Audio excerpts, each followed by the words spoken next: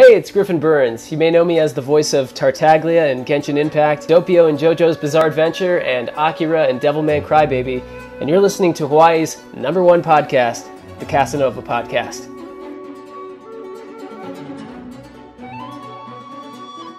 This wasn't written with your comfort in mind. Nah. Made my decision, wasn't tough to decide. Nah. Me and my boys, we get it done every time. Gotta earn it, you can't just jump in the line. You'll get rushed to the side. I top my division, I've been building since I started. In the parking lot, I parked it. I came in while picking targets. My career cannot be tarnished. I'm a champion regardless. Celebrate, but this a different kind of lucha party. We are not alike. I don't want your advice, I don't want your opinions. It's not gonna be different from the ones I told to listen. I've been working on a bigger picture and y'all ain't impressing me. Hey, como said D, say shut your mouth, respect the legacy. Ain't no comparisons, y'all just embarrassments. All of my confidence is rooted in my heritage. Yo, and with Mendoza and Mr. Wild, we showing what this about. Phantom driving, your career is disavowed. What's happening, y'all? Hello everyone, welcome to another episode of Hawaii's #1 podcast, the Kasanova Podcast. I'm your host, Mekel Kasanova, and I am honored to be joined today by the one, the only Scotia. How you doing, man? Number one fan requested. People really wanted me to have you on here so we could talk about some KOF. So I put out a poll a while ago, and people were like, yo, get Scotia on. Then they're like, get Chris Lotus, then get Neo Geo now. I was like, okay, let me go hit up everyone. That's awesome. I mean, that's crazy. That's great. Thank you for having me. I honestly can't believe I'm here, you know. Still feels like I haven't not earned it, but it still feels like I'm so kind of, you know, finding my footing on YouTube. So to kind of get this opportunity so soon is just crazy to me. You know, I am really grateful to yourself and everybody who requested or wanted this. Man, big, like I said, I'm a huge fan of your channel. I've been following for a long while, and just like the way you do your breakdowns, your analysis, it's so, you know, like you've got such a cadence with how you go about doing that I'm like, yo, this is fresh and original. And it's like, I'm grateful that you were able to take the time to come on today. For people who don't know, we were supposed to do this a week ago, and then us having all these things pop up, all these issues, and we were supposed to do it this like an hour ago as of this recording. And then my girls were like, we're hungry. So anyway, so my apologies. I'm not normally okay. I have kids, so it I try.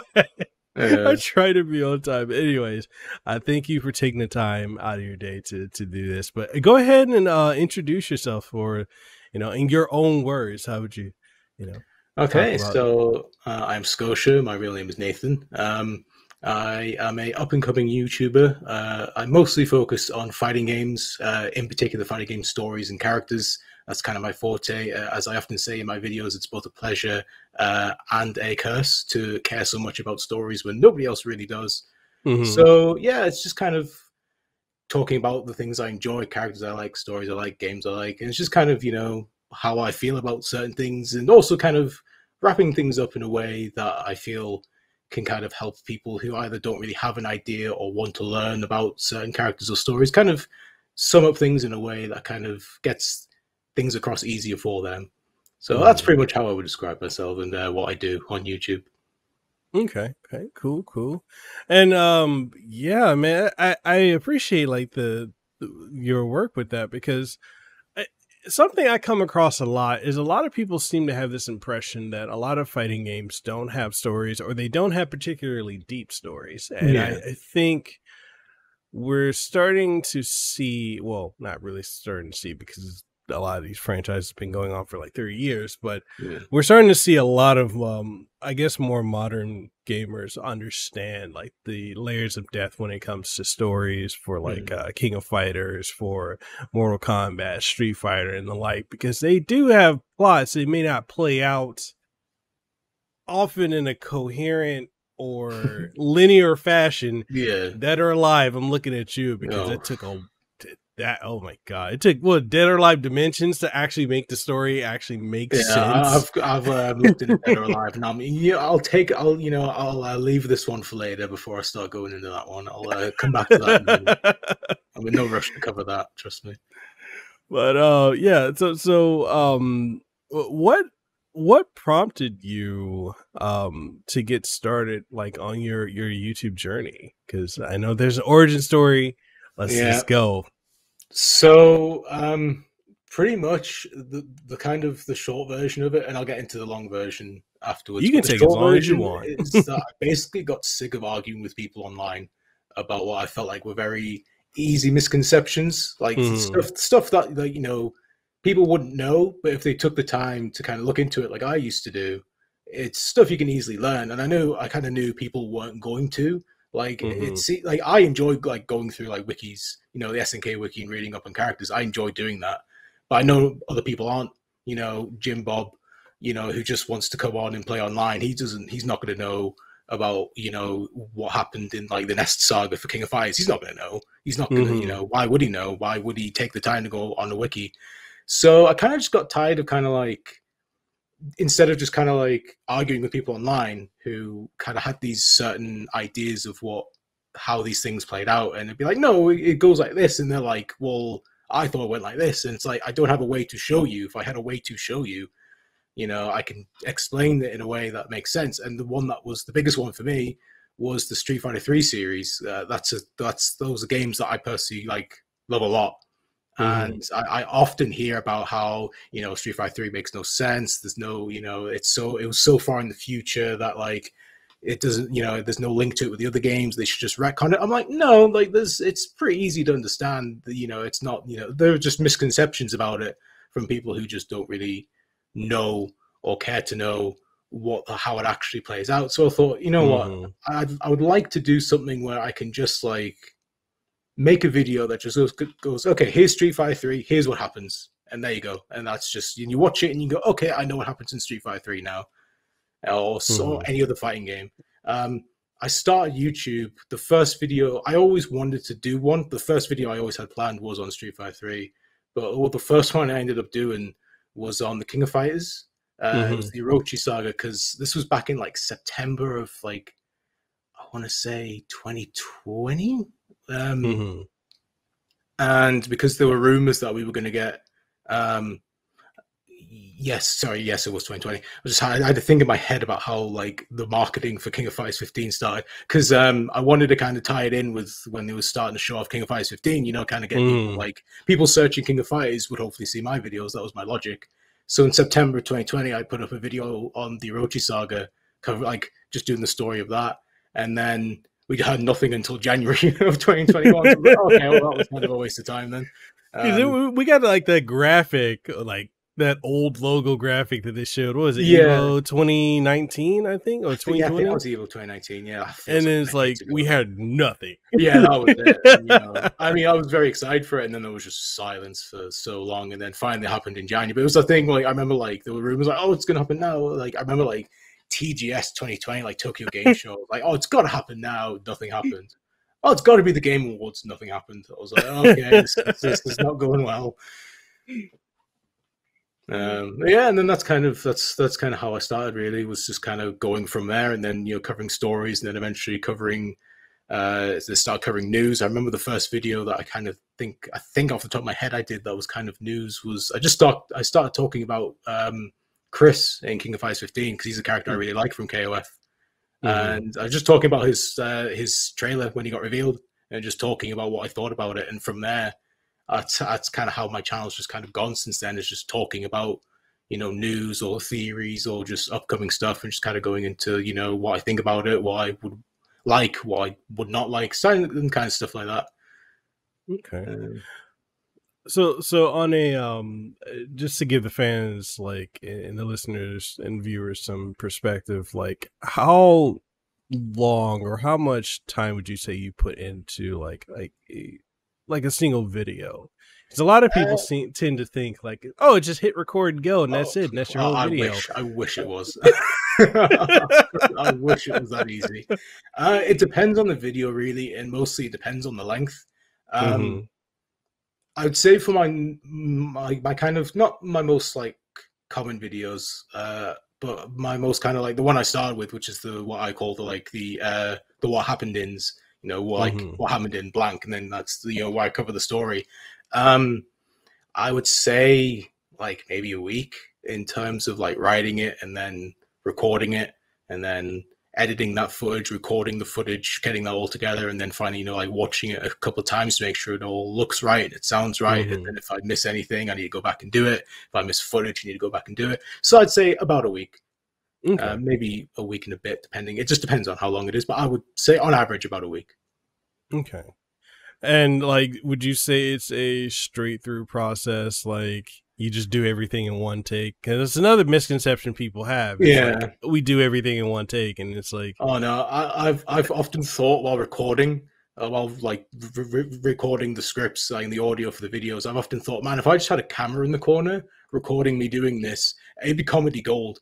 Because I'm just like screaming at my computer, like, why can't I say a sentence? Like, you know, because it's like you're just trying to say something and then you just mess up a word. The words I've mispronounced that I've like never mispronounced in my life that are just like so basic, but my brain has just turned to mush after doing all this recording, that like I'm just messing up simple sentences, and I'm like, what? Like how have I lost the ability to talk? Like so yeah, it's not straightforward, but it depends. Sometimes it's easier than others. Sometimes, I mean, there's other videos where I've kind of done more like rambly stuff where I've just done a whole like in one take, and like obviously I've kind of gone through and like cut out the gaps and all that. But then there's others where I'm like, a simple thing is like I've like recorded this 30-second chunk, and then I've recorded this 20-second chunk, and then this 20 and then this 2-minute chunk, and kind of put that all together. But yeah, it's never super straightforward. But like I said, it just depends. I'm envious of your KOF 15 shirt. Yes, to my surprise, when I got the Omega edition that came with it, had no idea it was coming. Had no idea it was coming. I'll stand up actually so you can see all of it. There's the whole thing. Yeah, had no idea I was getting it. Just opened the package, pulled out the Omega edition, and was like, "Oh, I just got a shirt, like a really cool shirt." That I had no idea it was coming. If I did, I probably would have asked for it in the next size up, but you know, it still fits, so I'm still happy with it. But yeah, I had no idea it was coming, so that was a nice surprise. I remember when they think they were wearing this shirt in like Tokyo Game Show last year, and they had it, and I was like, "Oh, it's a really cool shirt. I'd love one." You know, I doubt I'll get it, and then you know, lo and behold. So man, I'm so jealous. Like, it's interesting how like internationally, like, everyone else gets something really cool with the Omega edition, but like here in the States, it's like, nope, here's the game. Okay, so I do have to give SNK some credit, and I guess Koch Media as well, because it's interesting because it's like Sega Atlas has published the last 3 KOF games. Yeah. I believe, no. They did. I think I remember. They did 14 and 13. Ignition did 12, and then I think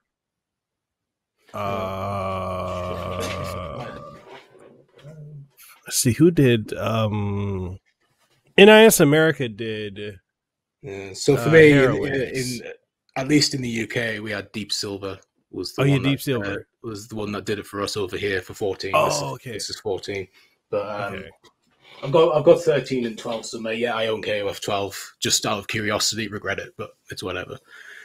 God, that game. Yeah, that game is not good. Oh man, not even for fascination. I bought Capcom Fighting Jam. You know, so let me tell you, I know shit when I see it.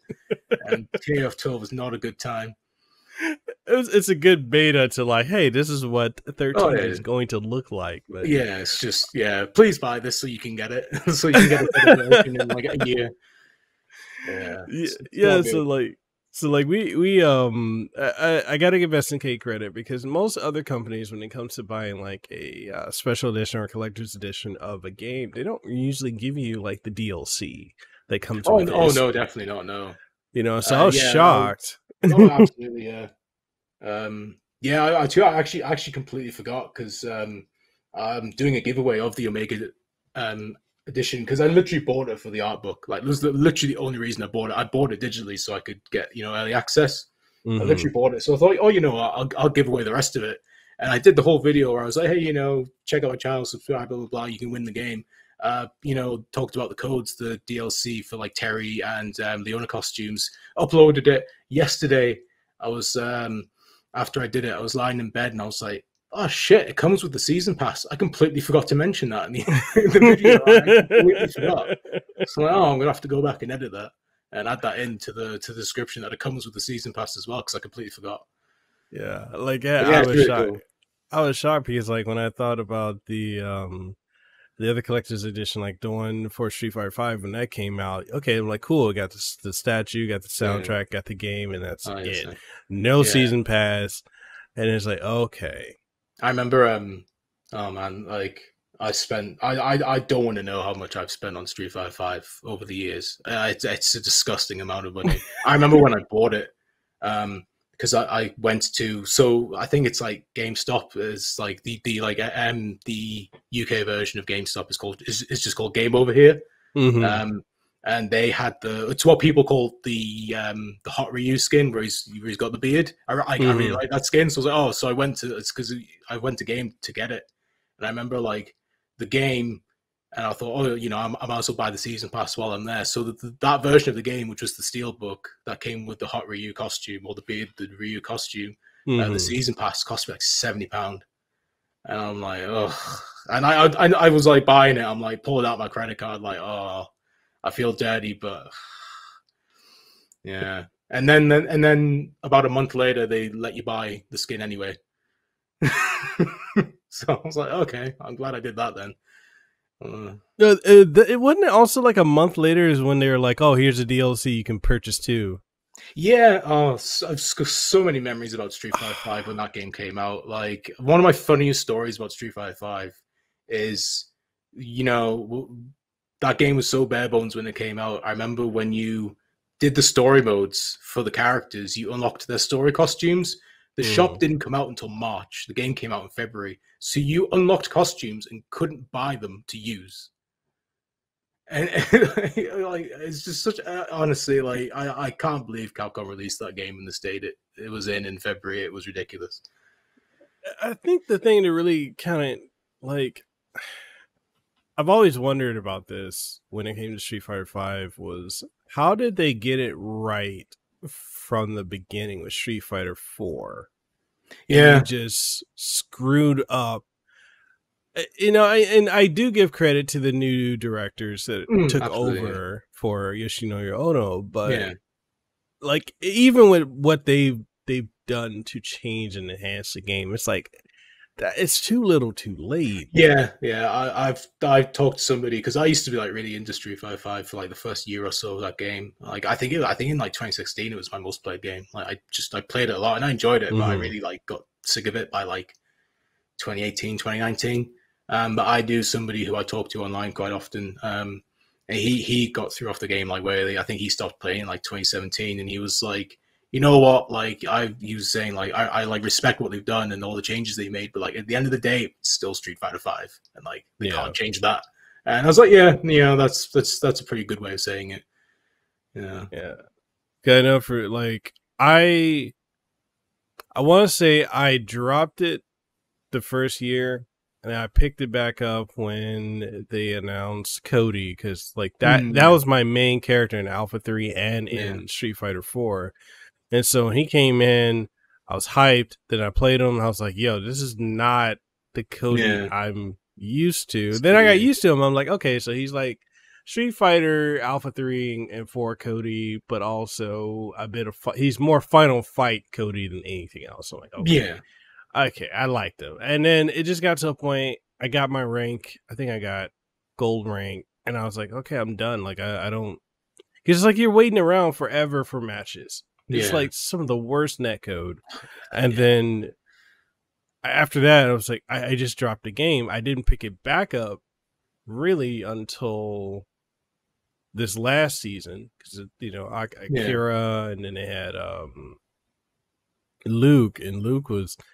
Okay, I honestly thought we were getting Terry or Kyo for the last. Yeah, I think that was the popular theory. My money was on Hagar. I don't know why. I just thought they were going to do Hagar. I felt like he was a character where it's like he's exciting and people want him, but he's not really going to like ruin it. Like, you know, it's not going to be a like character that you'd rather save for the next game.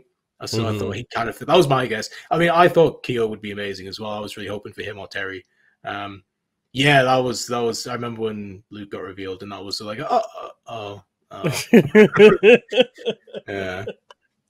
I don't know. It's weird with Luke. I mean, I think he's all right, but I just, yeah, it's weird. I'll wait till we see him in the next game before I make a final judgment. But it's a bit off on the wrong foot. Yeah, in a way. It's interesting because, like, when I think about it with Luke, when they first showed the star, I was like, Terry at the beginning of that trailer. I didn't even think of that. Yeah, I was like, Terry or Rock, and then I heard the music. I was like, okay, this could be like the Street Fighter variation. And then I was like, wait, this kind of has some Final Fight themes. And I saw him. I was like, who the hell is this? Luke? Yeah. What? Who? And then I looked at his moveset. My first impression, and maybe just because I'm an SNK head, but like the first thing I saw when I saw him do those his projectiles, was like, yo, is this like John Crawley or John Crawley's? Yeah, you know, I saw somebody like post the comparisons, and yeah, it very was much like John Crawley. Yeah, I thought, yeah, that's weird. Yeah, I don't even know what I was thinking. Like at the time, I remember when they were talking about him before they showed the trailer. They were like, "Oh, this is a new character," and I was like, "Oh, okay, a new character, interesting." And they're like, "Oh, it's going to be somebody who's going to be important to the future." I was like, "Okay," and then I saw him, and I was like, "Like, why did why did they go to like the most like outback like UFC like?" pirate promotion where it's like, you know, the guys are like scrawny and they're just covered in tattoos and like rainbow hair, like those type of UFC fighters. And I'm like, was this your inspiration? Like, what is going on? The Jake Pauls. yeah, exactly. I was like, what is this? And I was like, I still like his story costume where he's got the like navy kind of like fatigues on, but that default is just hideous. Like, I don't think I've even used it, and all the time I played as Luke, I don't think I ever like chose that costume once.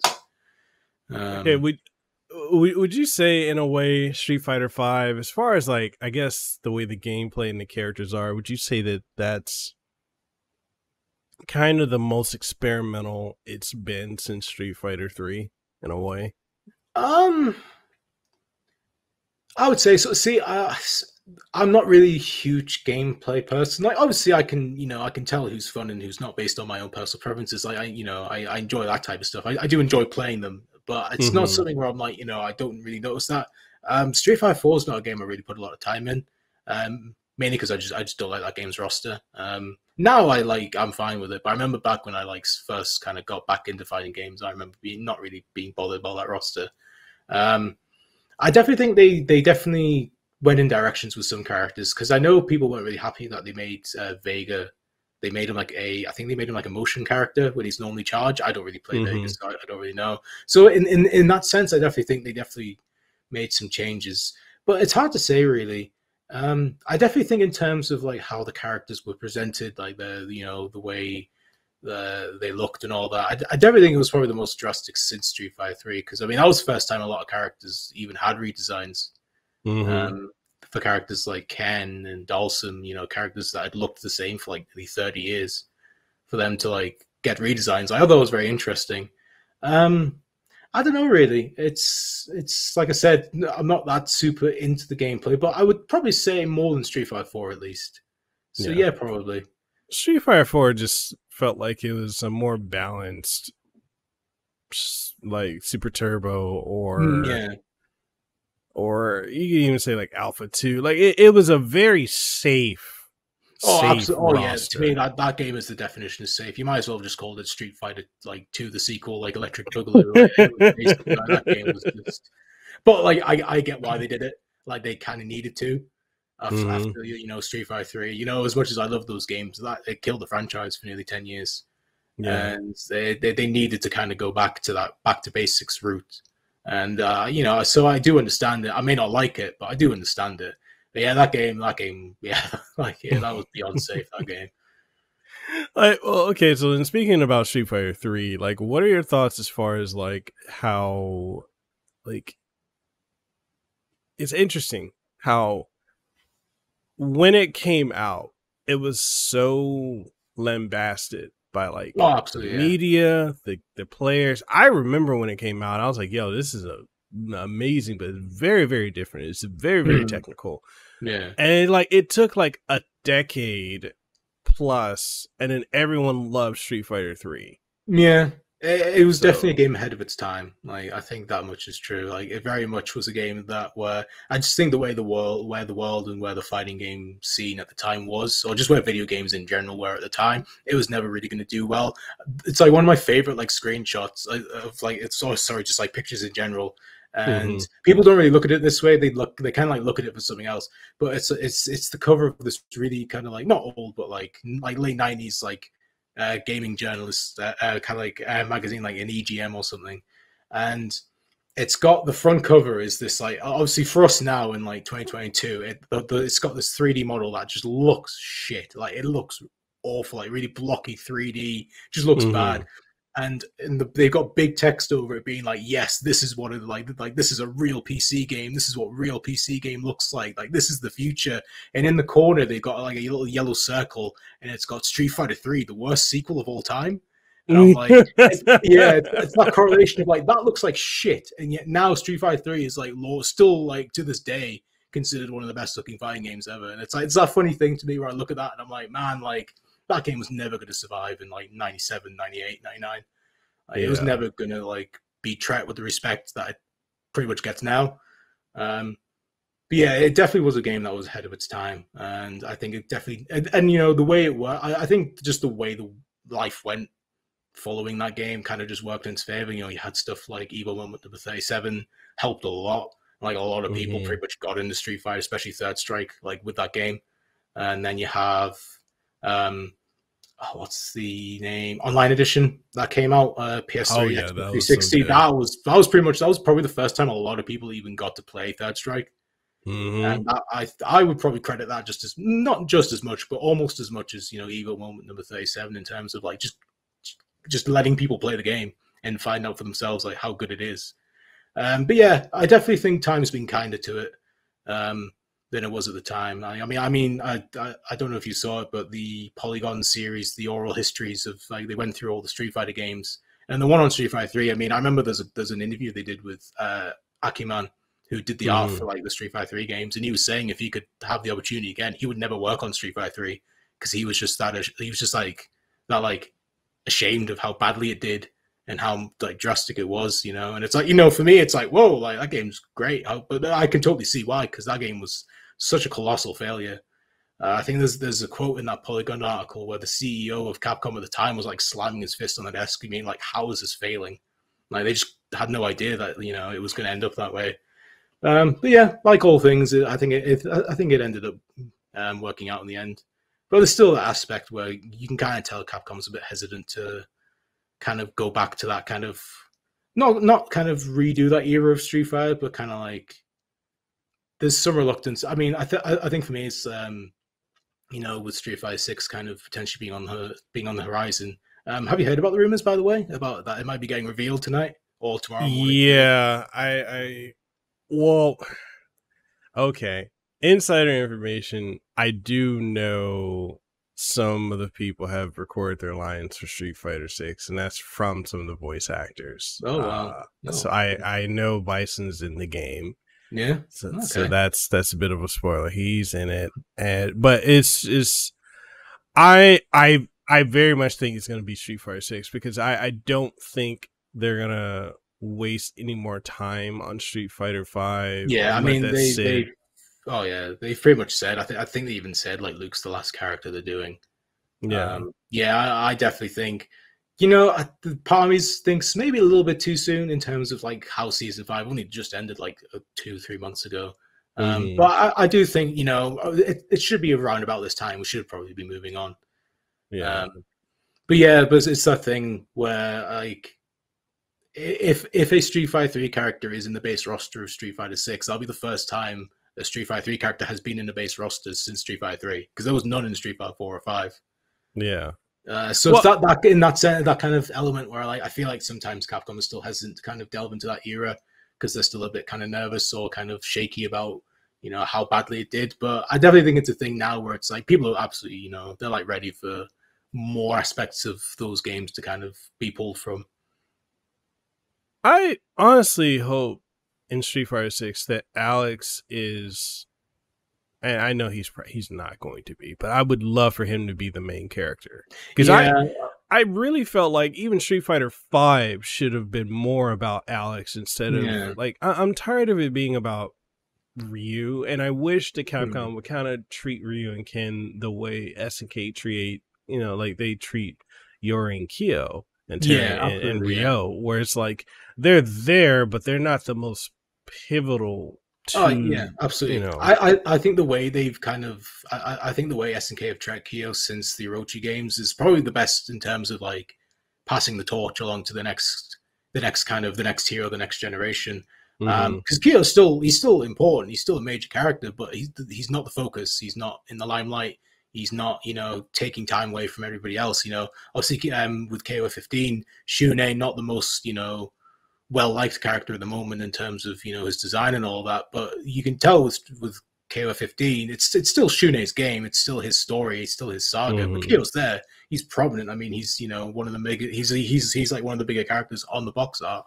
He's still a prominent character, but he's not the focus. And it's, I do think Capcom need to kind of take that route with Ryu, but it's that thing where it's like, again, you know, kind of have to blame Street Fighter 3. They're never going to take that risk again.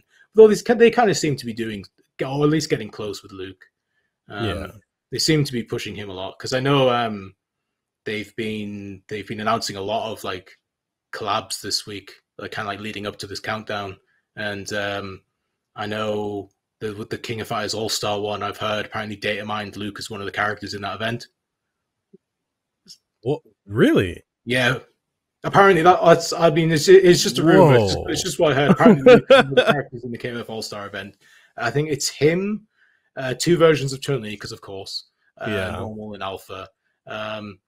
It says Vega, but I don't know if it means Vega as in claw or Vega as in the Japanese name for Bison. I think it'll probably end up being Bison, because Vega would be weird for a collab like that. So it's Ryu, Chun, Alpha Chun, Vega or Bison probably, Akuma and Luke. Okay. They were apparently data mined as being the characters that are going to be in that event, so they're definitely pushing them a lot. Okay, so speaking of that, with the fact that we had that surprise announcement last year, with the day of the release, they dropped SNK versus Capcom Match of the Millennium. Nobody saw that coming. No, absolutely. And then we had the Card Fighters Clash a couple months ago. Or a couple weeks ago, and now you've got the King of Fighters All-Stars having Street Fighter, where they've collabed with everyone, WWE, Tekken, Dead or I still love Alive. that picture of John Cena and Shingo Ibuki. Right. It's such a funny image. Like, what is going on? Like, so funny. But it's crazy, because like a lot of people are like, oh well, this doesn't mean that they're gonna collab again. I'm like, yes, it does. They've been testing the waters. You know, I mean, even if it's not like in the next year or so, definitely, you know, it'll happen sooner than later. You know, even if it's something like along the lines of them just getting back on good terms, because I've heard stories that apparently after the whole Capcom the whole Capcom versus SNK, and then SNK versus Capcom, which was not as well received, that fighting game, which is weird. I actually really want to play that one, but and then apparently there was friction between SNK and Capcom, like people weren't happy, and then they kind of you know stopped being as close. But it's definitely, you know, heading towards them kind of making things up and hopefully moving forward. But yeah, I mean, I definitely think we'll get Capcom versus SNK 3 sooner rather than later. So if they were to, well, I do think they're going to re-release SNK or Capcom versus SNK 1 and 2. Yeah, probably add online, and I think they will re-release SNK versus Capcom match. Well, SVC Chaos. And I think we'll get sequels. But if we were to get SNK versus Capcom SVC Chaos 2, would you want it to use KOF 15's engine or KOF 11, 13, 14? That's a good question. Personally, I would have no problem if it looked like KOF 15. I think that game looks great. It doesn't look like a PS2 game, like a lot of people keep saying. Oh yeah, I know. I saw one review where somebody was talking about the crowd in the back of the Orochi team stage, the one where it's like the band in the back, and like they were saying like, oh, the crowd looks like PS1 like graphics. I'm like, when was the last time you played a PlayStation 1 game? Like, have you seen them? Like, play a PlayStation 1 game, play like a WWF game on the PlayStation 1. Look at that crowd and tell me that looks like what KOF 15's crowd looks like. Like, come on. Like, honestly, it's such a generic insult. It's lost all meaning, you know. It's like when people say, "Oh, it looks like a PS1 game." It's like, play a PS1 game for fuck's sake. Like, remind yourself of what those games look like. Honestly, just shut up. But yeah, if it looked like KOF 15, I'd have no problem with it. With SNK taking the lead on that.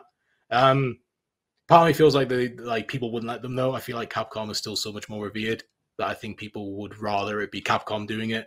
Again, I have no problem with Capcom doing it. I mean, Street Fighter 5, I didn't mind how Street Fighter 5 looked. For me, my issue with Street Fighter 5, because I know people are kind of split on how they liked how that game looked.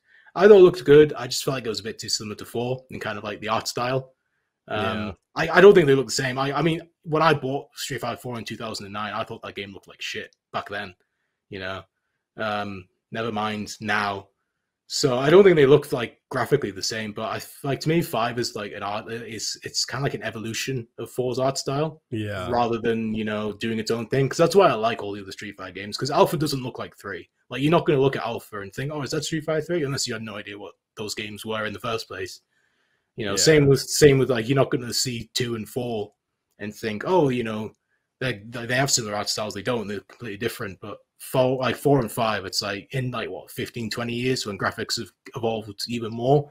Like people probably going to look back in that game and be like, I don't know which one's which. But I don't really know though. But that's just my kind of take on it. But yeah. I'm kind of fine with both. I think if I had to like gun to my head pick one, I'd rather honestly have KOF like 15 graphics. I don't know. I just like how it looks more. Like 5 is good. I just think Street Fighter 5 was just inconsistent because I know they outsourced a lot of characters to different studios to make. And I think it's because it's like for every like Sakura or like Karine in that game who look great, you have like a Ken or an Alex who just look horrible. Like I love Alex. He's my favorite like Street Fighter character. He looks disgusting in Street Fighter 5. Like every time I see him, I die inside because it's like he deserves so much better. You know what? Actually, you know what? Did you know Alex is meant to be 17 in Street Fighter 5? What? Yeah, that comes from Capcom themselves. He's meant to be 17 in Street Fighter 5. I did not know that. Wait, no, neither did I. I remember because I think they said it in like I think it's one of the. I don't think they've translated the book yet, but it's one of their like how to develop like Street Fighter character or Capcom characters or something. And I think there's a portion of Alex, and apparently they say in that book that he's 17 in Street Fighter 5, which is just outrageous. Like, 17-year-olds don't look like that unless they're on like Scott Steiner levels of steroids. Like, they just don't look like that. Oh, I was about to say, like, isn't he like 6'5" and he's like, oh yeah, he's like 6'6", 6'7", like built literally like a house. Like that guy has more muscles than like half the roster combined. Jesus Christ! Oh yeah, God. I never would have imagined him being. No, I thought he was like 23 at the youngest. Because obviously it's like a prequel to 3, so he can't be too old, but he can't be too young. But no, apparently 17. So what? Okay, time. This is where I kind of feel like the when it comes to like the timeline for like Street Fighter, they're not consistent because they keep retconning certain things. Oh yeah, it's like I've given up trying to like make sense of it. Like apparently Street Fighter like Third Strike, it takes place in 1999. Yeah, so, right. Yeah, so like technically we've never gone past 19. So Street Fighter 4 should take place in like I think 1995 if this according to this timeline. Obviously Capcom don't care because C Viper and everybody has phones and like C Viper has like all these gadgets and CIA stuff. So they obviously don't care anymore. Like, obviously, it's not really 1999. But yeah, it's weird. Like, yeah, the retcons in Street Fighter are so bad. I mean, it's that thing where, like, I've talked to people in the past who are like, going back to what we were talking about, all the misconceptions about, Street Fighter 3 and all that. And people being like, oh, the story makes no sense, they should retcon it. It's like, tell me what happens in Street Fighter 2. Because I don't know. Like, I've played that game, I've looked at it. I don't know what happens in Street Fighter 2. I don't know what happens. Because they've retconned it so many times. Like, the most standout moment of that game where Bison gets killed by Kuma, that doesn't happen anymore. That got retconned in Street Fighter 4. So it's like, what happened in that game? Who won the tournament? Who did what? It's like, you can't tell me, like, Street Fighter 3 makes no sense when I can't even tell you what happened in Street Fighter 2 because that game was just being butchered. Yeah, it's a big problem, and it's that thing where it's like, I'm glad SNK just kind of like did things in kind of like in the sequel sense of kind of like with the sagas, kind of like Nest is its own thing, and it's completely different from Orochi, but like it doesn't just erase Orochi. Like everything that happened in Orochi still happens. It's just not important anymore. But with Capcom, it's like, oh, we want to do this thing, so we'll just snip that out, and then we don't need that anymore. And it's like, oh, that ruins this thing in this game. Doesn't matter. Like, we'll just retcon something else to make that retcon not a retcon. And it's like, oh man, just stop. Yeah, it's why I say, like, caring about fighting game stories, it's a blessing and a curse, because I enjoy the characters and the moments, but it's like when you get to stuff like this where it's like you're just trying to like wrap your head around what actually happens, it's just like, oh, like, just give me a break. It's one of those things too, like with I put up a poll a couple months ago and I asked the question, which storyline is more coherent for this series? Street Fighter storyline is coherent, or KOF, and which is better? Yeah. And a lot of people were voting that Street Fighter made more sense than KOF, because they're like, KOF is all over the place and Street Fighter is very linear. And I'm like, no, Street Fighter is not linear. Come on, you kidding me? Like, like Third Strike was 20 plus years ago, and we've still not gotten past it. How is it linear? No, I think that comes from ignorance more than anything else. I think that comes from people who haven't really played KOF. And all they really know about it is like that it's in a separate universe from like Fatal Fury and Garou, and it's like, oh, that's confusing. And it's like, no, it's not. You just don't count Fatal Fury or Garou. Like it's simple. Like KOF is KOF, and you go from there. Like you don't need to like I've not played any of the art of fighting. Well, I've played one of them, but I've not really played any of them. I can still enjoy what Ryo and Yuri and Robert do in those games. Like I don't need to have like had that experience. Yeah, I think it just comes from ignorance more than anything else. Though, not like people don't really understand it, or they're just more familiar with Street Fighter, so they just think they know it better, so they just think it's better. I don't know. I'm obviously not saying people can't prefer Street Fighter. I think that's totally fair and valid. But saying KOF is like doesn't make sense. That's just ridiculous. I mean, compared to something like Guilty Gear, which is like, oh Lord, just the backstory of that universe would need an hour alone to explain. I actually think there is a video on YouTube that explains the lore of doesn't even go into the games, just explains purely the backstory that leads up to the first Guilty Gear game. It's almost 2 hours long.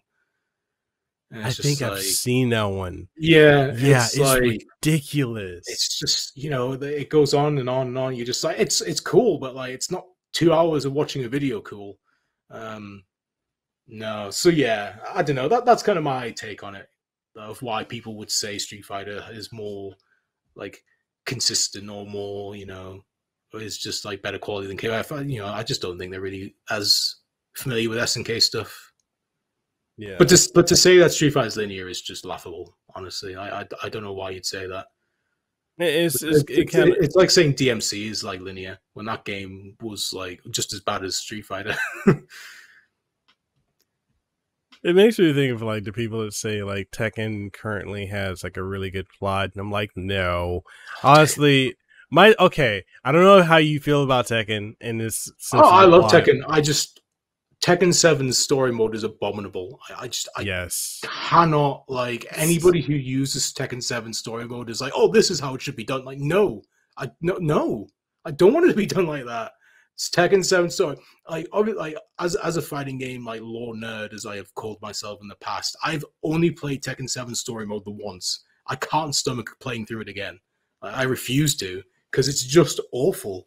It's so boring, and the narrator is just the worst narrator of all time. Do you know the guy who narrates the story mode is the actual like in-game announcer? Like, what?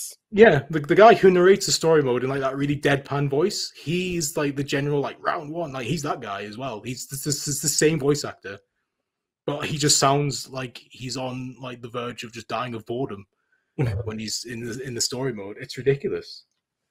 Yeah, honestly, like I cannot stomach Tekken 7 story mode. It was so bad. So like for me, Tekken, I feel like 1, 2, 3, 4 were really good. Oh yeah, absolutely. 5 is where it started to like really fall off the hinges, because it's like you took Paul. Paul was one of the most badass characters in Tekken. I love Paul Felix, and they made him the Dan of the series. Like, what? Yeah, it's unreal. I mean, like, even like Tekken 4, like his story in that one is really cool. Like, it's really, you know, sad but like uplifting story at the end. And it's like the next game he's like fucking doing like practice sessions with the bear. You know, it's like Tekken 4, he's on the verge of giving up being a fighter, and then the next game he's like doing squats with Kuma, and it's like, well, what? Was there a game I missed? Like, was there a spin-off that like I didn't play? It's like, no, that's just where we want. That's just what we want Paul to do now. And it's like, okay, I guess I'll stop caring about that character then. Yeah.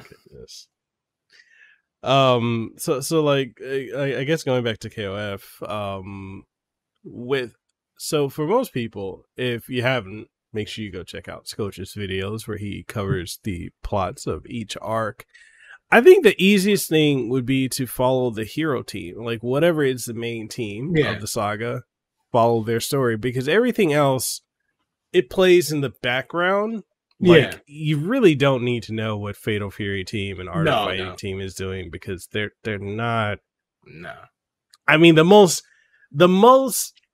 relevant thing that they've ever done, I would say, would be during Nest Saga, like when Sakuma, how Shokuken, that was it the Zero Cannon? The piece of the Zero Cannon, like and that's even then, you know, in KOF 2000, when Southtown blows up, not a lot of Fatal Fury characters really seem to care.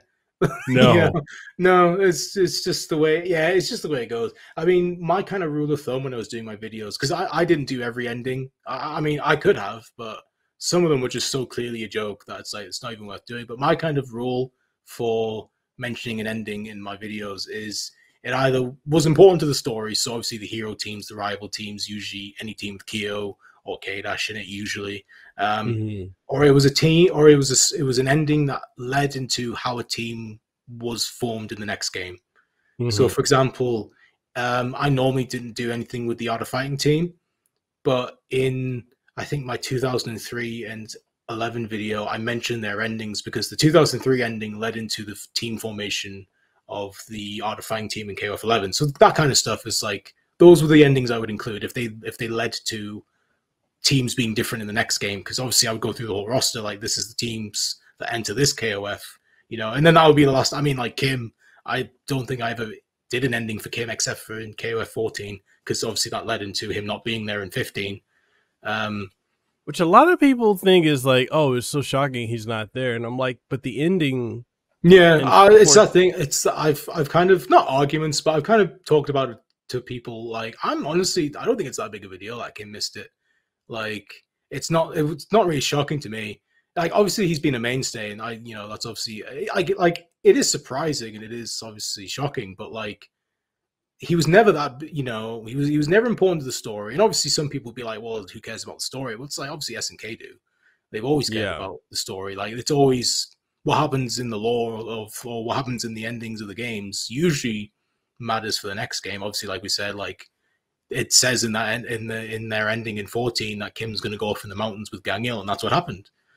So it's that thing where it's like, Yeah, I just didn't think it was that big of a deal because people were like going crazy. I mean, people still are. I mean, whenever I see like wish lists and stuff, or like on like Reddit or Twitter, people are like, "Where's Kim? Where's Kim?" And I'm like, I never saw this much energy for Kim ever. Like, No. like nobody was ever talking about Kim. Like the most people talked about Kim was his pants. Like was his like animated like pants. That's the most people ever talk about him, and it's like all of a sudden it was honestly the way people were going on about it. You'd think like Terry or Kyo or like Iori was missing a game. Like, you know, people were just outraged, and I'm like, it's not that big of a deal. But people are like, no, he's really popular. I'm like, is he? Well, obviously now that he's gone, he's popular because he's the top of like every DLC poll. But if he'd missed like a couple games, like because obviously, you know, characters like Leona, she wasn't in 11. Mai wasn't in 11 or 12. She was in the PS2 version of 11, I think. But like other characters that I would say are more popular than Kim have missed games, you know. So I don't know. It wasn't that big of a deal to me, but I get people liked him and people liked playing as him. But yeah, I just remember being kind of confused that like of how big of a deal people were like making it out to be. But yeah, like I said, it wasn't that surprising given his ending. And obviously Gang-il was like bottom of like the popularity polls for 14. Like nobody liked Gang-il. So I'm not shocked he didn't come back. Well, and that goes into like a lot of people have like said that the roster for 15 is very safe, and I can understand. Yeah, it 15's roster kind of feels like a dream match roster in the sense that, well, one, they're celebrating the history of KOF and, you know, in general. But when you look at the roster of 14 was incredibly experimental. Oh, absolutely. A lot of new faces. Right, yeah, like 14's roster, like so many new, like wasn't it like 16 new characters in 14? Yeah. It's like that's a lot. That's more than what that's the same amount of characters 355 launched with, you know? Yeah. Like, that's a lot of new characters. And obviously, you know, not a lot came back in 15, which is a shame, but you know, I kind of get it. Yeah, for me, I wouldn't say like I do understand why people say the roster for 15 was safe. I don't really agree. I'd say it was more predictable than safe because you could kind of tell where things were going with the endings. Like you knew Ash was coming back, because of the ending in 14. Like that was obvious. I mean, I could have said that, and like I could have made whole leaks and stuff and been like, oh, Ash is coming, and it's like purely could have based that off the ending, and I would have been right. Team Orochi as well, that was a given because of how popular they are. But yeah, you are like pretty much spot on with it being like a dream match game. I think I kind of consider it like a canon KOF 2002 because the roster is like very similar to KOF 2002's. Even down to like Cronin / K49, like him being there is crazy. Like the fact that they even brought him back, and I definitely think 2002 was the inspiration for that roster, which is cool because I mean I think that's a good roster. But yeah, it's just. Yeah, I don't think it's safe. Like, I mean, like Cronin alone kind of throws that out the window. I mean, that's easily the most shocking character reveal I've ever seen, probably at least in the last couple of years. I don't think any character reveals shocked me as much as that one. I wish I was recording like a reaction because I was losing it. I was like, dude, okay. So with the. And I think Crispy Kaiser is the one who was saying like they had to keep that under wraps and they start that whole thing. Whereas like, oh well, he's not, you know, I think it's a legality reason or whatever. Because that was the old rumor, wasn't it? That was the old legend. Yeah, like they, you know, SNK didn't want to get sued, so they had to erase him from existence. Yeah, and then like I was expecting him to make Nameless canon because for all intents and purposes, for the longest, I believe they kind of made Nameless unofficially official a character, like in the sense of like he was canon. It was weird. Lore. Like Nameless was weird because technically he's never been canon, like because he was only in 2002 Unlimited match. Yeah, but it was always the idea. I mean, even I would say, I mean, I have like old like wish lists and roster speculations like on my laptop from like 2 years ago where like I had like Nameless in teams because I was like, if they're going to bring one of them back, it's going to be Nameless because of course, because obviously back then that's what we thought. I mean, even in KOF 14 or like K49 was just erased from all of the like menu art and like all the like gallery stuff. He was gone, and like it was like, well, clearly he's never coming back. Now we know obviously that was pretty much done on purpose, which is great. I love that they did that. They went to that extra length to kind of just you know, keep us all thinking it wasn't going to happen. Because I remember like the I think the roster for 15 got like weirdly leaked, because I remember seeing like a picture on like Twitter, like around the time when Angel got revealed, that was like had a bunch of characters like on it, but it was weird. It was like it was kind of like pictures of different characters that were meant to like hint towards what they were. Because I think for Angel they had The Rock, like Dwayne Johnson, to represent Angel, and like Indiana Jones for Whip. So it was built like that. And I remember for Cronin, they had Tetsuo from Akira, and people were really like, "Oh well, you know, obviously Tetsuo, you know, means K49," and then people were like, "No, because there's no way they're gonna do K49. It has to be Nameless." But it's like, but Nameless isn't the Tetsuo. You know, I remember that. Yeah, like, so even when the roster leaked, people were still arguing about it, because it was just that unlikely that they were actually going to do him. But yeah, absolutely, like one of my favorite reveals of like just most shocking. My jaw was on the floor when I saw that trailer. Yeah, when they dropped the trailer for Cronin, it caught me off guard, because I was like, you know, they're bringing back some legacy characters. He was never one. No, never expected. That shattered my expectations. Yeah, absolutely. Yeah, that was the one time where it was like you genuinely shocked me. You know, that was probably the one time. I think that, and probably put in like a negative sense. I think the only other time they shattered my expectations was when they announced that the roster was going to be smaller than 14s. That was the only other time my expectations shattered, but not probably not in the way that they were hoping. Yeah. But no, I'm kind of over that now. But yeah, I think the way I described it to somebody was like, so basically the character that had no chance of ever making it just made it. Like that was how I described like Cronin making it in. You know, and I'm glad they didn't like keep dancing around it, because they were calling him like a new character, like in all of the trailers and all the like press releases. They were saying he was a new character, and it was clearly from the moment you saw him do his first move with the drill arm, you knew that was K49, and then like that entire trailer, he's doing K49 moves.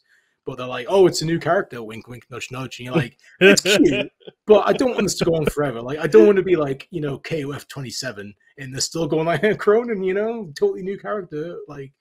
So I'm glad in the ending for KOF 15. Obviously, spoilers if you haven't played it yet. But I'm glad they name dropped him. You know, because that's all they really need to do. They don't need to change his name back to K49. I mean, I personally wouldn't mind, but they don't need to change his name back to K49. They just need to be like, yeah, this was K49, but he's Cronin now, and it's like, yeah, that's all we needed to know. So I'm glad they didn't like drag it out any further than they needed to, because I thought they would. Honestly, I thought this was going to be like the whole kind of like T-Zoc, like King of Dinosaurs, where they don't actually like fully say he's T-Zoc. But obviously we all know he is, because he's the heel now, which I mean I love, but it's like I don't think it would have worked as well with Cronin.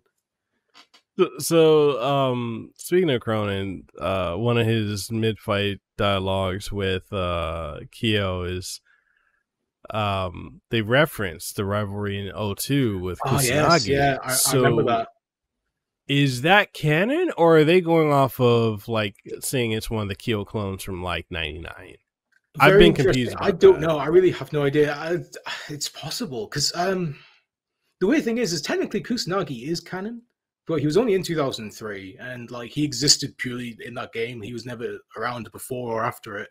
I think the lore, he was created by Chizuru when she was possessed by those from the past, and blah blah blah blah blah.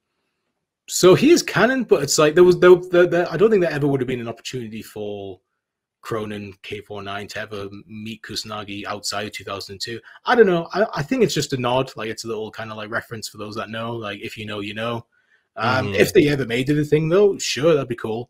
But yeah, I don't know. It's really weird. Like it does kind of like rock the lore a bit, but it's kind of like part of me doesn't want to think too much about it, because I don't think SNK really put that much thought into it, other than it being like a cute little nod. But you never know. Be interesting. Maybe we can get our Dragon Ball Fighters all three Goku's team with Kyo. If we get Kyo 1 and Kyo 2, that'd be cool. I actually saw Ignorant Rizzy put out a tweet. Somebody modded the game while he was playing online, and he had a game online on PC against 3 Kyos. So who knows? You never know. They might make it a reality.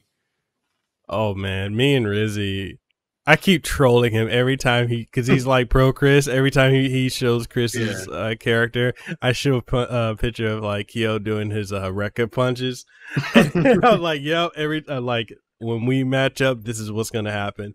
And like, there's been so much trash talk between him and I over the months. Like people, we already got some people like, yo, I want to commentate this. This needs to be streamed. I'm down to make it happen. We just have not coordinated our schedules because like he's in New York. I'm here in Hawaii, so I'm like 5 hours in the past from him. I think I'm like 12 hours in the past from you. It's like I'm like at the ass end of the timeline. I think that'd be cool. I would definitely tune in for that. I think that'd be really good. Dude, I would so lose. Like, it'd be so much trash. I would talk so much shit. just to see what it like. I mean, oh god, yeah, that oh god, it's. Anyways, so stay tuned. That's gonna happen at some point. Anyways, what are your thoughts on the leaks? Because I know a lot of people felt like the leaks ruined the game, or I know for me, in a way, kind of ruined the mystery of what else was going to come out as far as like the characters. But I wouldn't say it ruined the game for me. But I'm someone I don't mind spoilers. Like there's times where it's like if I go see a film, I'll just read the plot. So I prefer to know what I'm going into sometimes. I definitely think it kind of like I don't see it, I don't think it like ruined it, like you said. I think it kind of like lessened the impact of some stuff. But I mean, stuff like Elizabeth, like we knew she was coming. We like, knew, she was obvious. Same with characters like Cooler. I think at the time it leaked, I think the only thing it really ruined was the DLC. But like I mean, even then we you know like some of them were obvious. We knew Rock was coming back. He's super easy DLC bait. You know, obviously who he's teaming with was a more interesting thing. I think they chose good characters. But even then, I mean, when they dropped that trailer, like nobody thought about the leak. So you know, I was shocked. Okay, so if we go by the Garo lore, of Mark of the Wolves, Rock and Gato are not friends.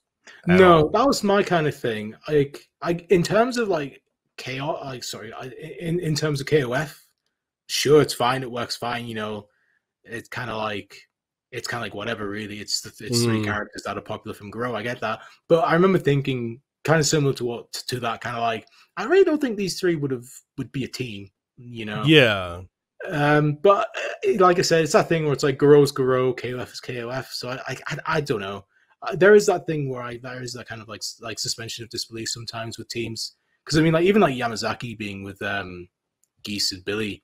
I mean, there's been endings in KOF where like they've been fighting. Like the ending, I think the 97 ending ends with like Yamazaki just leaping into Geese Tower and just beating up, like just fighting Geese and Billy. And then it's like you don't see them again until 2003. And Geese and Billy and Yamazaki are just like, yeah, we're on a team again with Gato.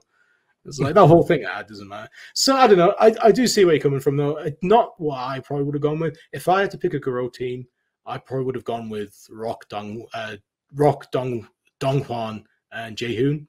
Because I feel like those are probably three characters that story-wise would fit better. You know, being kind of the next generation of Terry and Kim. I don't think they'll ever do Jae-hoon and Dong Hwan in a game in a KF game though. I think that's just too much Kim. Yeah, I would love them. I love Dong Hwan and Jae-hoon. Jae-hoon's probably my main in Garou. I really like playing as him. But that would probably be what I would do as a team. I think B Janae works fine as kind of like the one that gets them all together because you know, in KOF 11 she got Gato and Tizok on a team, so she's clearly able to convince Gato once before. But yeah, Rock and Gato, we'll see how it goes, I guess, when we see their ending. But so like one of the things too, like I know that it kind of threw me off with okay, I'm so confused with the timeline because Gato and Bijane are canon to KOF. Yeah. Rock technically is 9 or 10. Yeah, so the last time we saw him canonically in KOF, I think was in like some of Terry's like wind round poses. Rock would come out, but yeah, Rock was like 9 or 10. And then all of a Yeah. sudden it's like it's weird. I think my kind of like assumption of it is SNK is like, you know what, we'll allow time to pass for Rock. No one else though, just Rock. But we'll let it slide this one time. Yeah, that is that weird thing where it's like, you know, characters infamously, you know, Kyo's been like he's been 20 since KF 95. Same with like a bunch of other characters, like Terry hasn't aged, like nobody's aged. But then all of a sudden in KO 2003, you get Garou Terry, who's like 10 years after the other Terry version. Yeah, in that sense, I do think KOF is complicated and kind of, you know, gets a bit confusing. But I don't know. For me, it's like, I just tend not to think about ages or time passing. I think it's just easier that way. I think it's just easier to just not think about it. But it is, yeah, Rock is especially a weird one. Yeah, because like when you go back to 03, when they switched up and they added, you know, Garou Terry, they added Tizak, Gato, Vijay, and all of them. Yeah. I was like, okay, so yeah, we're getting a lot of Garou love. Yeah. And then there's, I think in Team Fail Fury's ending, you had a character that looked like Rock. Yeah. I was like, okay, so yeah, Rock could play into being a potential team. I think if they kept going the route that they went, because KOF 11, my personal favorite KOF. Yeah, it's up there for me. Sometimes it's my favorite. Sometimes I like 98 a bit more, but it's they're very close. But sometimes it's 11. But yeah, 11 is definitely my favorite like canon game. Like it's one of those ones where like this super experimental. They really threw everything against the wall. Such an interesting roster and teams. Like it'll never be topped, to be honest. Right? Like, yeah. No, go ahead. I was gonna say like the risks they took were just so crazy. I mean, like no Leona, no Mai, Terry, Kim, and Duck King. Never in a million years would have put those three together. But what an awesome team, you know. Kyo, Shingo, and Iori. Amazing team. I never would have thought about doing that, but they work so well together, and their theme in that game is so good. Like, yeah, like we'll never see another game like that in terms of KOF. Like, they'll never shake the roster up or the teams up like that badly, like or that much. Sorry, ever again. Like, and I kind of thought if they kept going the route that they were going with 11, if they did that with 12, we would have had way more experimentation. But then, yeah. So I'm okay. I love 13, and I might get flamed for saying this. As much as I love 13, it felt like a step down from what 11 was. Absolutely. I mean, loved 11. Yeah, it's I think like 13 is weird for me because I've had it for years, but it's probably the KOF game I've probably like out of the major ones that like everybody says, oh, you got to play like 98 and 13 and 02. Like 13 is probably the one I've played the least. I have enjoyed it. I think the roster of that game is shit. I don't like it. I think the whole just ethos of that game, like everything from the roster to the designs of the characters and the formations, just flies in the face of everything 11 did.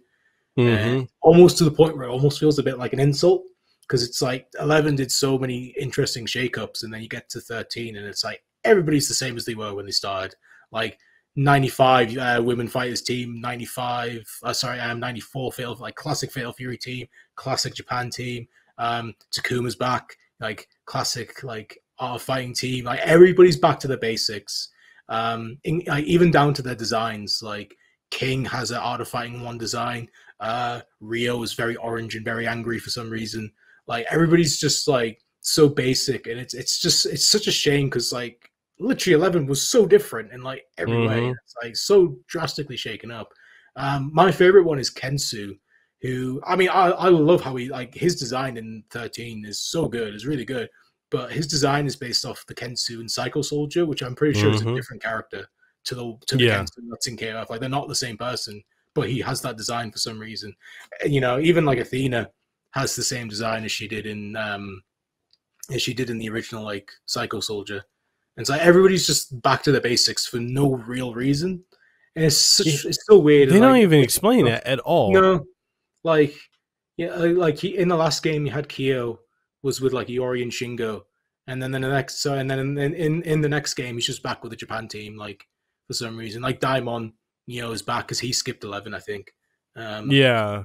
Like Iori's with Mature and Vice for some reason, who got to skip death early, I guess. Like before, like Team Orochi got revived, they just came back early, I guess.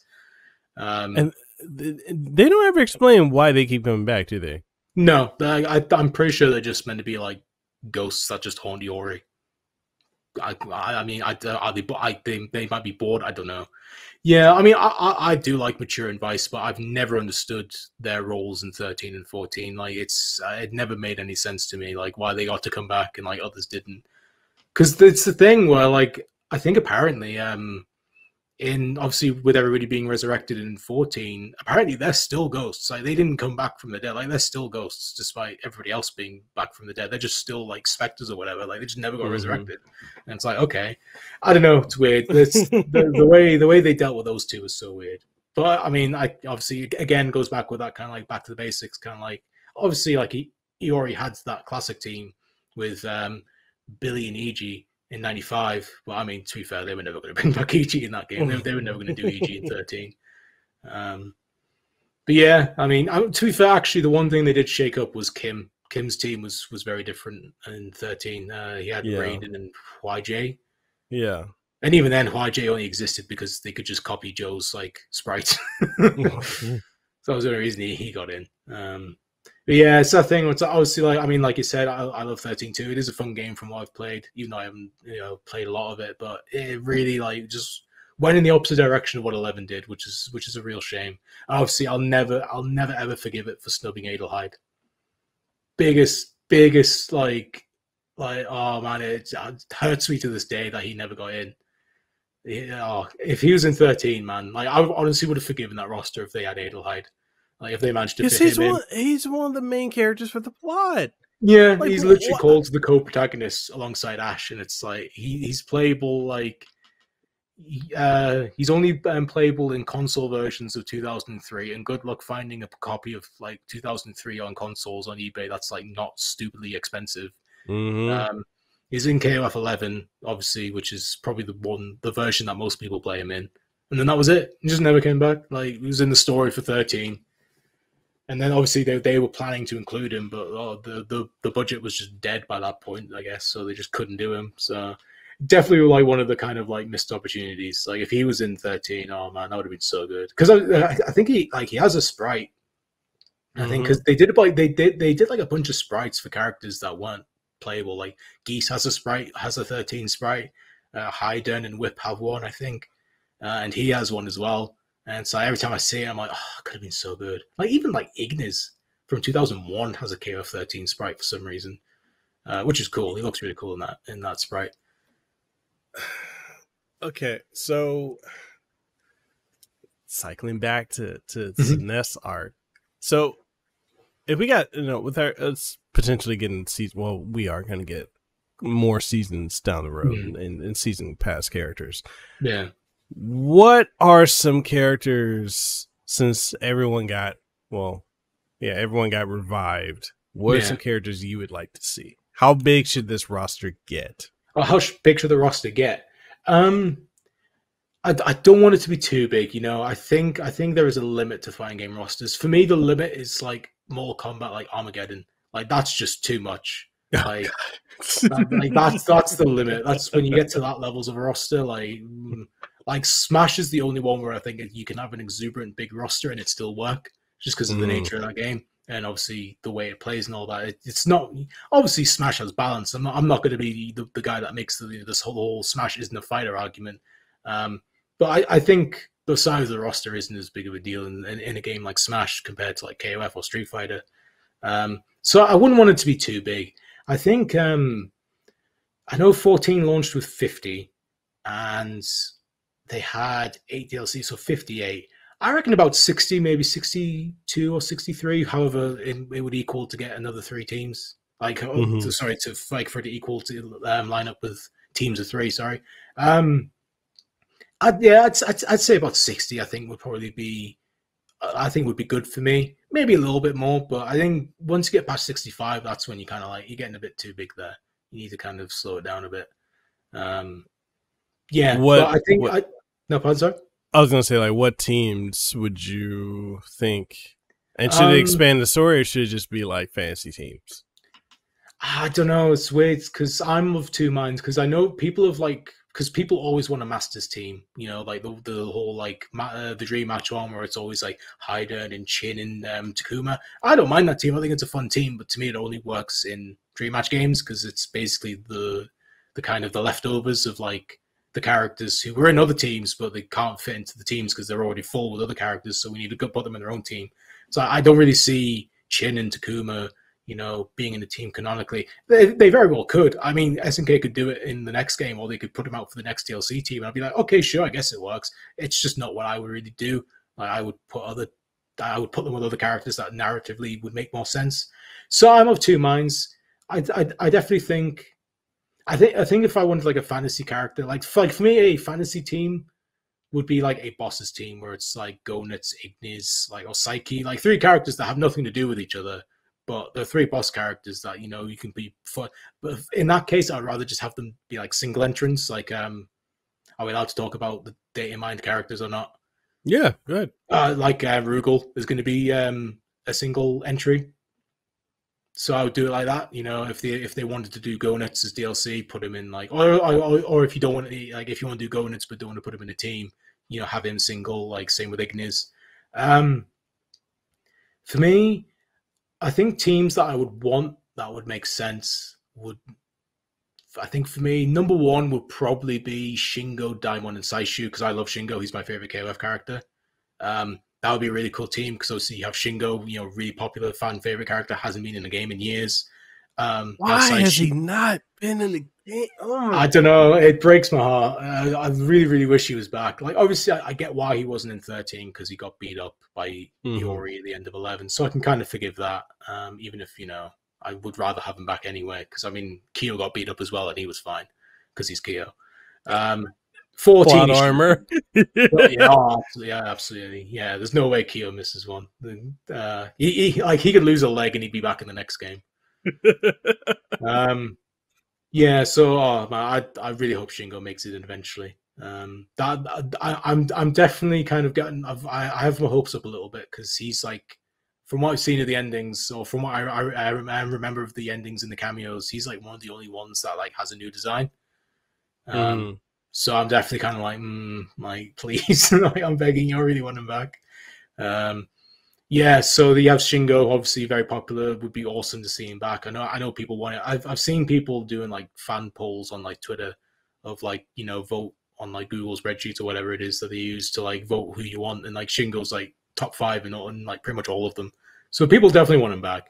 Saishu, it's not a character I really used a lot, but I definitely think, you know, you could probably do a lot more with Kyo's father than they've done in the past because he was only in like 95 and then that was it. Like he was in, then he was in the Dream Match. So he was only in 98 and then that was it. And obviously Daimon's Daimon. You can pretty easily bring him back. So that'll be one team I'd like. Another one I'd like back that I think a lot of people kind of want back is American Sports Team. That's a very fun team. I mean, like for me personally, my favorite member is Lucky Glauber because he's just everything about him is just hilarious to me. But Brian Battler is definitely. I would love to see Brian Battler in like just 3D, like just to see how his moveset would work. It's such a dumb concept, but I love it so much. And obviously Heavy D is awesome as well. So definitely love to see those three back. Would love to see a duel on Kensu and then, you know, somebody else who kind of fits in, maybe Shenmue or Chin or Bao for Team Dragon Spirit, because that storyline like, seriously needs to come back. Poor Kensu, I feel so bad for him after 15. The super heroines ending was just like, I was watching it just being like, what is this? Honestly, I was watching it and just being like, poor Kensu, like that guy is just does not get a dub. Like he just does not win. You know, and like, I was watching that end and just like, so just confused, disappointed. Like, why did this team exist? He had one name drop, and that was it. They never ever said why he was.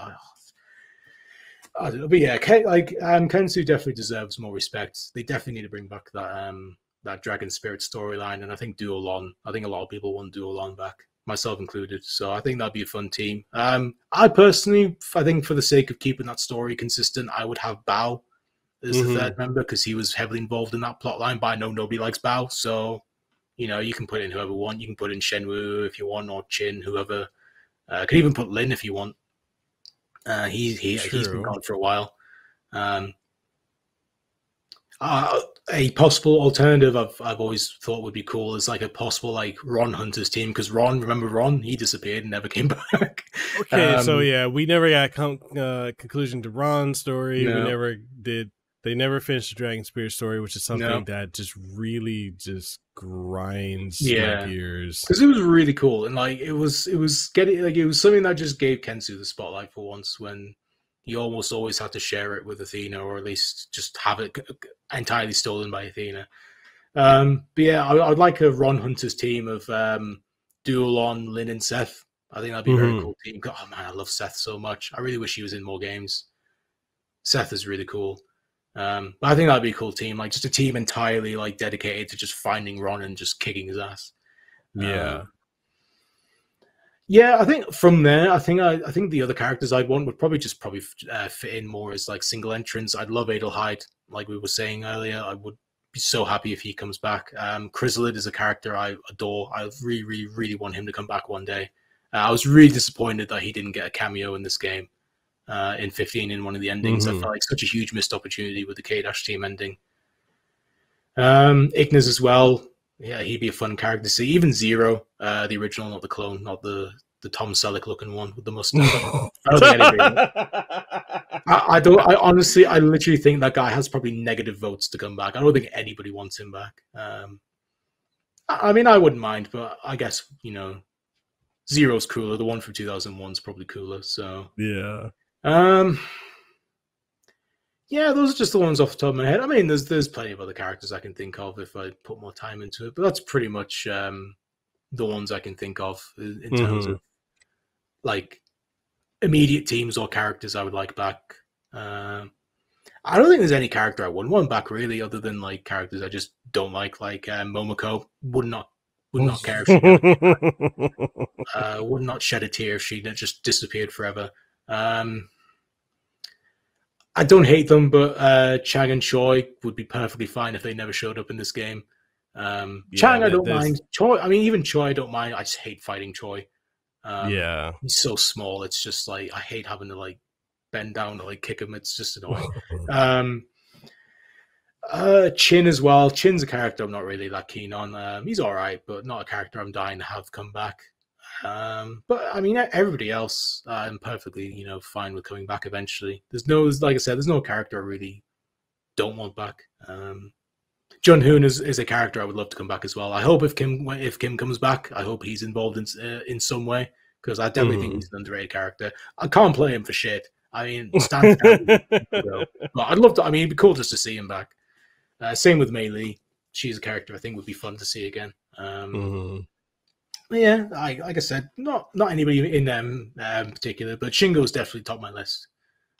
Okay.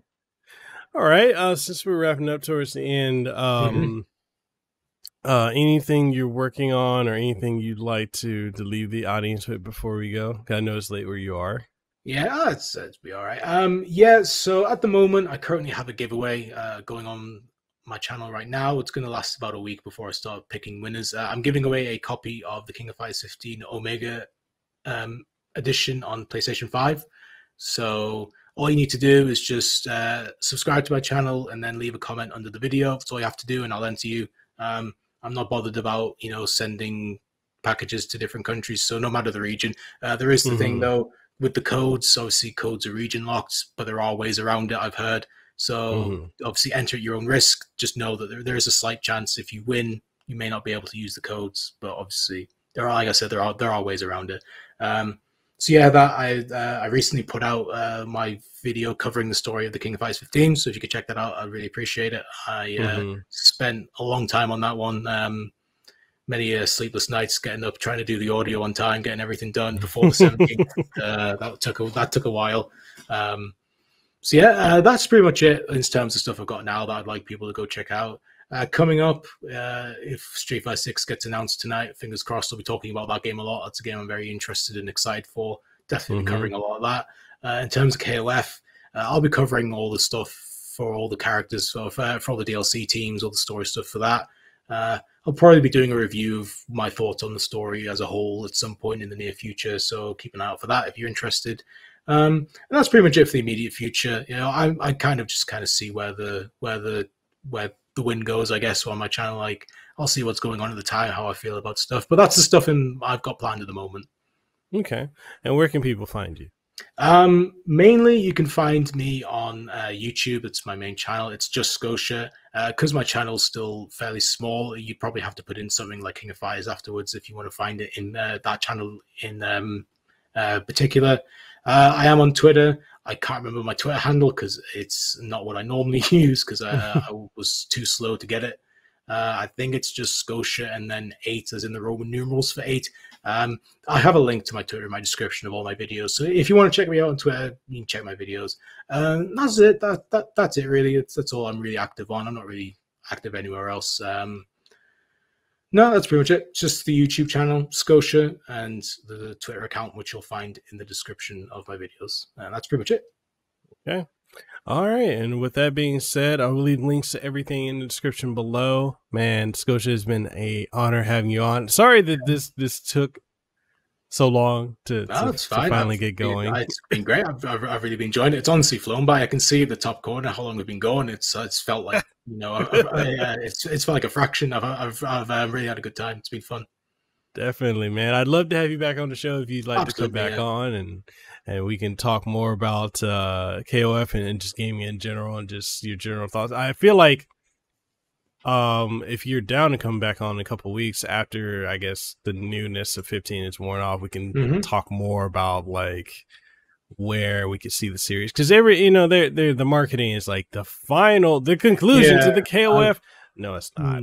No, no, definitely not. Yeah, absolutely. Yeah, I would love to come back. I have a lot to say about the story. You know, pros and cons, negatives and positives. So I'd absolutely love to come back on and talk about it. Awesome. We'll definitely make that happen. And with that being said, people, links to everything is going to be down in the description below. Make sure you go sub to his channel, follow him on Twitter, and just check out his amazing content. Like, honestly, some of the best content that's on the platform. And I as someone who spends so much time on YouTube, I like that. And one of the reasons I really love your channel is, you know, if I didn't say it earlier, I'll say it now. It's the fact that you can tell the passion and creativity that goes into the content that you create. And when you see a lot of other content, you can see, you know, for a lot of stuff, it just starts to feel like, oh, they're chasing the numbers, they're chasing the metrics versus chasing the creativity and being creative in what they're putting out there. And it just gets harder and harder and harder as this platform continues to grow and thrive, I guess you could say, seeing more original content. You see a lot of people that are just copying something else, whatever formula works. And I appreciate you for continuing to make creative and informative and engaging content. That means a lot. Thank you. I mean, that really means a lot to me as well. Thank you so much. I really do appreciate it. I think for me, what I've always kind of thought about doing YouTube and the channel in particular is I do it just because I enjoy it. You know, it doesn't. I'm not bothered about views. Obviously, they're nice, and I enjoy when people subscribe and comment and like. It's all nice, but I mean, even if, you know, I think today I recently just got over 500 subscribers, which I'm very excited for because I get to have community posts now on YouTube. Thank you.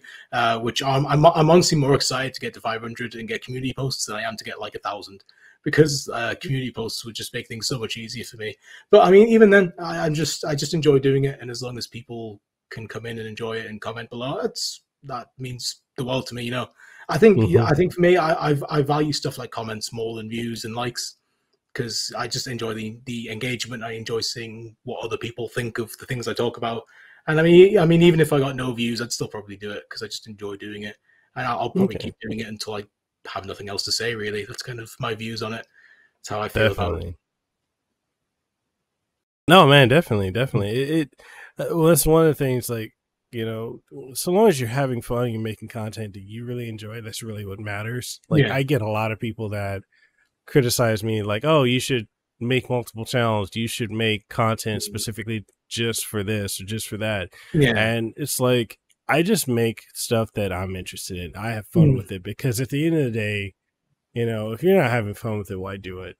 Oh, absolutely, yeah. You know, I don't think I will ever make something that I don't enjoy doing. I mean, there's plenty of games, like series I could cover. Like, I'll probably never do stuff like Blaze Blue. No interest in it. I'm not going to do a video covering a story I just don't care about. You know, I'm not going to, you know, waste my time. I'm not going to waste the time of the people that do genuinely enjoy it and present you something by a guy who doesn't give a shit about it. Like, I'm not going to do that. It's not something I'm interested in doing, because I know it's not something people are going to be interested in seeing. So I'm not going to waste everybody's time doing it. Yeah. All right. And with that being said, people, we will catch you guys on the next one. See you later. Thank you. Thank you again. All for your time for listening to this episode of the Kasanova Podcast, number one podcast in Hawaii. If you found this episode to be incredibly enjoyable, informative, or if there's anything you gain from it, or any insight, or, you know, anything that's good that you really, really enjoy, make sure whatever platform you're listening to it on, or if you're watching it, leave a comment if that's available on the platform, like it, share it around with someone you think would enjoy it, and give us some feedback, because your feedback is exactly what we need to keep this show going. And if you're wondering what are some ways that you could support the show, we got various ways. We've got Patreon, we have channel memberships over on YouTube, as well as Subscribestar, Coffee, and so much more. Links for everything will be in the description of the podcast, so make sure you go check that out. And with all that being said, I hope you have an aloha rest of your day. Let them know that I'm next level. I'm a whole new kind of guy. Yeah.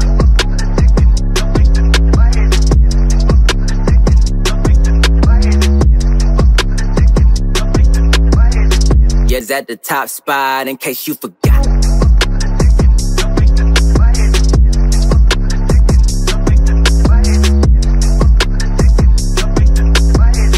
We the ones that got the block hot, bullet got the shot.